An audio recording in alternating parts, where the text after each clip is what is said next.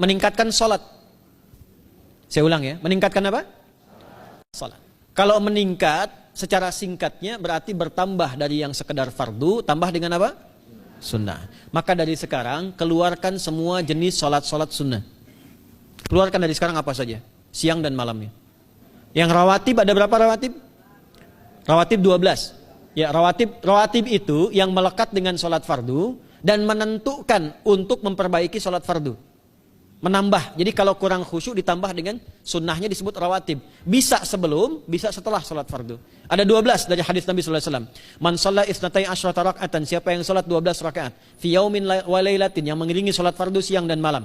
Ya, bunyalahu bihinna baitun fil jannah, maka akan dibangunkan baginya satu rumah di surga kalau konsisten menunaikan 12 itu sampai meninggal dunia.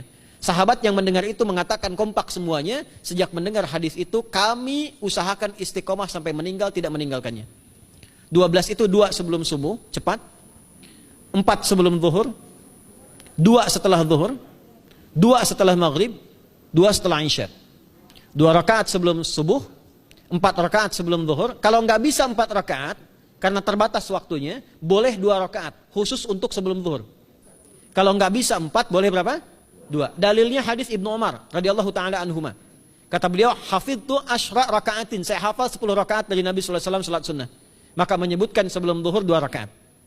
Baik, jadi 12 ya, 2 sebelum subuh, 4 sebelum zuhur, 2 setelah zuhur, 2 setelah maghrib, 2 setelah isya. Ini yang disebut dengan rawatib. Jamak dari kata ratib. Di luar ini mutlak. Mutlak ini ada yang berdampingan dengan salat fardu, ada yang terpisah. Contoh yang berdampingan, 4 rakaat sebelum asar. 4 rakaat ini bukan disebut rawatib, tapi salat mutlak. Cuma waktunya berdampingan dengan salat fardu. Jadi dia nggak memengaruhi salat fardu, cuma punya keutamaan sendiri. Apa keutamaannya? Hadis Ibnu Umar radhiyallahu taala anhuma, ketika beliau menyampaikan qala Nabi sallallahu alaihi wasallam rahimallahu ra'an shalla qabla al-asri arba'an. Allah akan menambahkan rahmat pada orang yang terbiasa salat 4 rakaat sunnah sebelum salat asar. Jelas ya?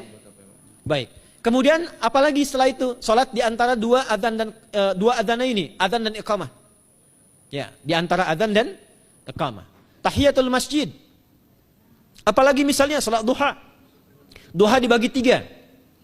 Awal duha itu kurang lebih 1,5 jam setelah salat subuh.